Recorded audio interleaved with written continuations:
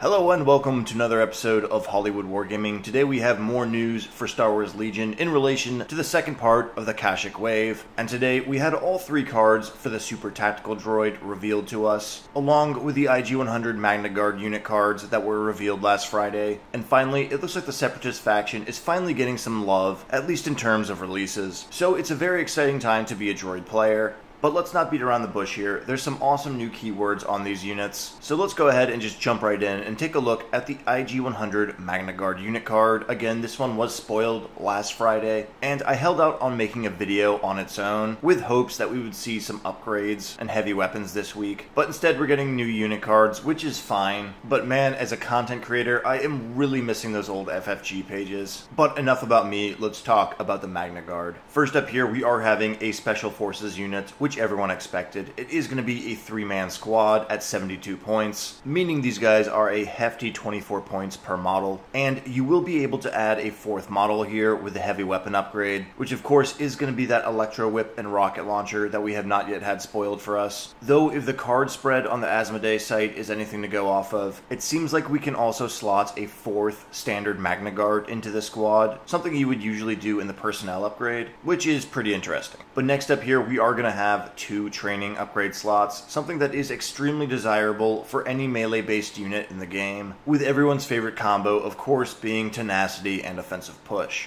After that, we see that the Magnaguards are 2 wounds per model and have red defense dice, meaning they're going to be a pretty hardy unit, especially when upgraded with that 4th model, and that's very desirable for a Guardian unit. But for keywords, these guys actually are going to have AI, but it's going to be AI move and AI dodge, which isn't that big of a deal. AI move is going to work out pretty well on these guys. However, there are going to be some scenarios, perhaps when you're already locked in combat and you want to get an aim token, but instead you're going to be taking a dodge because of AI. But I think that's going to be quite manageable, as if these guys are face to face with an enemy Jedi, they're probably going to be getting face-up order tokens anyways. After that, these guys do have charge, a keyword that is pretty much essential on a melee-based unit. And then we are going to have Guardian 2, Commander only, which is a super interesting version of Guardian. And while it is a bit of a downgrade compared to standard Guardian, as we would see on the Imperial Royal Guard, it is very thematic for the IG-100, and I think it is a very good restriction that is going to help balance this unit. They're not going to be able to Guardian for Darth Maul, which would be absolutely insane if they could. Maul does not need any more help.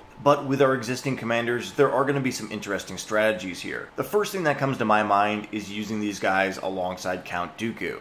Dooku is an amazingly powerful Jedi hero, but he is a very high priority target who only has that red defense dice, which is a 4+ save, backed up by 6 wounds, which means under concentrated fire, your enemy is just going to wipe him off the map as fast as they can. And believe me, after a few successful games with Dooku against my friends, they definitely learned to do everything in their power to take Dooku off the tabletop. So having another designated melee unit that can march up the board with him and soak wounds off of him is really going to help Count Dooku's fragility, and personally, I think running a squad of Magnaguard alongside him is going to be a must. After that, we have General Grievous, who is, of course, going to be the most thematic option to run alongside these Magnaguard. And I gotta say, with scale built into Grievous and his 8 wounds, I usually don't have as much issues keeping him alive while he gets across the battlefield. But once again, having another melee unit alongside him only adds to the General Grievous bomb that you are going to throw at your enemies, and if Grievous has units soaking wounds off him, he is going to be a very tough nut to crack. That being said, this is a strategy I've tried before with B1 battle droids, using things like Esteemed Leader and his 2-pip card, and good players were keen to just simply shoot the battle droids off the table and then start targeting Grievous, something that's not going to be nearly as easy to do with the Magnaguard, mostly due to that red defense dice. Still, I'm personally not sure about how competitive General Grievous alongside Magnaguards is going to be. He's had Guardian synergies since his release, and running some Magnas alongside him kind of just feels like you're adding some buddies for him who will join him in that melee charge. So while I think Grievous and Magnaguards are going to be very popular in more casual play, I'm not really sure how competitive they're actually going to be. It's going to be a lot of points for a lot of black dice. But lastly, we are going to have the Super Tactical Droid and T-Series Tactical Droids, who these guys can guardian, as those support-based commanders are going to be much more fragile than your standard lightsaber-wielding hero or maniacal giant cyborg. So having someone to soak wounds off them is going to be quite nice. However, the Magnaguards are not an inexpensive unit, and if they're just sitting in the backfield, taking a few pot shots off of your T-Series, I'm not really sure if you're going to be getting your points worth with these guys. But they would be a fantastic linebacker unit if your enemy does have a saber-wielding hero and hurls them right towards your gun line. And that is something we may be seeing a lot more of with the burst of speed upgrade. And that, in my opinion, means that if these Magnaguards are guarding a T-Series or a Super Tactical Droid, it is going to be a bit of a gamble. If you're up against a gun line, it's probably not going to pay off, but if your opponent does have a melee element to their list, then these Magnaguards may be exactly what you need. But that is going to cover all of my thoughts on the Guardian 2 keyword for now. It's pretty interesting, but I'm not sure if it's going to have as much utility as the Imperial Royal Guard would, and that's very simply because nobody in the game has a card like Palpatine's 1-pip. Palpatine's And Now You Will Die command card is a very, very powerful card, one that incentivizes you to keep him in pristine condition prior to playing it, and really incentivizes Guardian way more than you would in almost any other list in the game. But back to the Magnaguard's unit profile here. They are also going to have Immune to Melee Pierce, another honed-in version of an existing keyword, and this one again is very thematic, but also extremely useful for a melee unit. These guys are going to have no issues tying up Jedi and other saber-wielding heroes, which again is going to make them a fantastic linebacker unit, and I could see them doing something like smashing into Operative Luke and keeping him busy for a few turns, while Count Dooku just runs amok and shreds through all the other troopers nearby. But next up here we are going to have Retinue Commander, a keyword that is going to allow them to gain an aim or a dodge token at the beginning of the activation phase if they are within range 1 to 2 of a friendly commander. And this, in my opinion, is one of the better quote-unquote teamwork keywords here. I think this is way better than Entourage and Teamwork, and it's really going to help mitigate any issues you would have with that AI keyword, as you are still going to have access to gaining aim tokens, which is just super useful. And lastly, we are going to have the Unhindered keyword. It's going to allow them to ignore difficult terrain, which is pretty nice. Not quite as good as Scale or Jump, but definitely a bonus to see on any trooper unit. But of course, this squad is going to be armed with some weapons. And first up here, we are going to take note that they have a built-in surge to hit. And then we are going to see that their melee attack with the Electro Staff is going to be 2 black dice per model. And they will also have those laser dart pistols that are going to be 1 white and 1 black at range 1 to 2. And at face value, this seems like a bit of a downgrade compared to the Imperial Royal Guard. Both of their attack pools seem to be downgrading 1 dice. But when you double back and take a look at that surge to hit, something the IRG don't have, you will see that these 6 black dice backed up by the surge are going to have the exact same chances to hit as 3 red and 3 black. And much like the Imperial Stormtroopers, having that surge to hit is a very, very valuable asset, as it's going to further build on the unit once you start adding things like tenacity and heavy weapon upgrades. So overall, these guys are very similar to the Imperial Royal Guard, which we all kind of expected. They fill the same role, not just in the Star Wars universe, but also in the tabletop format. And I know there is a bit of salt out there from the Imperial players who think that the Magnaguards are just a flat-out upgrade over the IRG, and while I personally do believe that their unit card is a little bit better, I think it is mostly a side grade rather than a flat-out upgrade, as there are certain restrictions here, and I'm not sure if they're going to synergize with the faction overall, as well as the IRG might, and again, that is mainly due to Palpatine's 1-pip. But overall, Magnaguards do look fun. I'm not sure how competitive they're actually going to be. I do believe they'll have a strong presence in casual games, but perhaps there will be an influx of Force users on the competitive scene thanks to Burst of Speed, and that will definitely increase the value of these Magnaguards. But let's go ahead and move along and take a look at the Super Tactical Droid unit card, a brand new item that was revealed this morning. And with this unit upgrade expansion, we are going to be getting 3 unit cards, the first of which is going to be a standard, unnamed Super Tactical Droid, followed up by 2 named Super Tactical Droid characters that we did see in the Clone Wars series. And of course, much like we expected, these named characters are going to be slight variants of the standard Super Tactical Droid. So let's go ahead and start with the vanilla unit card to familiarize ourselves with this Super Tactical Droid. And here we are going to have a 95-point commander unit sporting red defense dice with 5 wounds and courage 2. And this guy is going to have 2 command upgrade slots, which is really going to put the super in super tactical droid. And this, in my opinion, is a fantastic trait of this unit. It's pretty rare to have double command upgrades, and the droids are a faction who really benefit from having multiple slots here. Next up, we're going to look at his offensive capabilities, which aren't really the reason you're taking this unit. He's definitely a support commander, but he definitely has the ability to attack should he need to. And first up, he is going to have a surge to hit, which is always nice, and 2 black dice in melee, followed up by a blaster rifle with range 1 to 3 and a red and a white dice and the lethal 1 keyword. So if you are going to be attacking with this guy, it will preferably be a ranged attack with that lethal 1 giving you pierce. But as I said earlier, you're not taking this guy for his combat prowess, you're taking him for his support capabilities, which are demonstrated in his keywords. And first up here, we are going to have Strategize 1, a new keyword that is going to be an action somewhat similar to Calculate Odds, and this will allow the super tactical droid himself to take a suppression token and give a friendly unit at range 1 both an aim and a dodge token.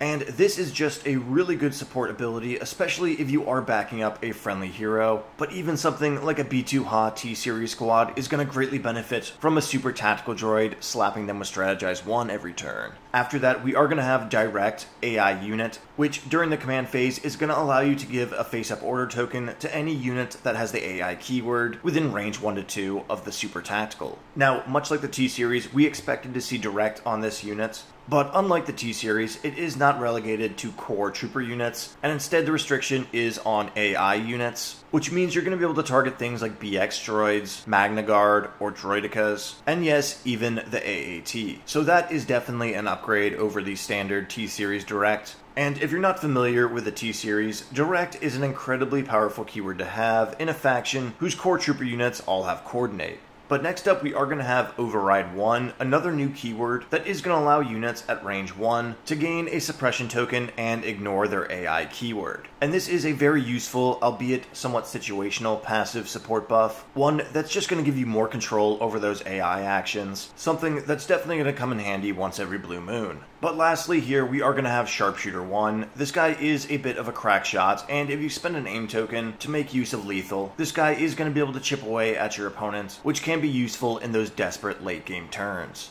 So overall, the Super Tactical Droid is a pretty awesome commander card, though I gotta say, I actually don't think he's as good as the T-Series. That's mainly because he is double the cost, and much like Padme, who is also 95 points, it gets kinda iffy when you have a support commander that costs that much. I think in certain lists, the Super Tactical Droid will be better than the T-Series, but I don't think he's gonna be as universal, as the T-Series can be thrown into pretty much any list and make work. Meanwhile, the Super Tac is just going to require more finesse and more strategy from list building to deployment and on from there. But what if, and hear me out, what if we had some more specialized versions of this unit card? Well, we do, and they are quite interesting. And first up here, we have Kailani. And if the previous unit card is your standard Super Tactical Droid, then Kailani is going to be your variant specialized for command and support.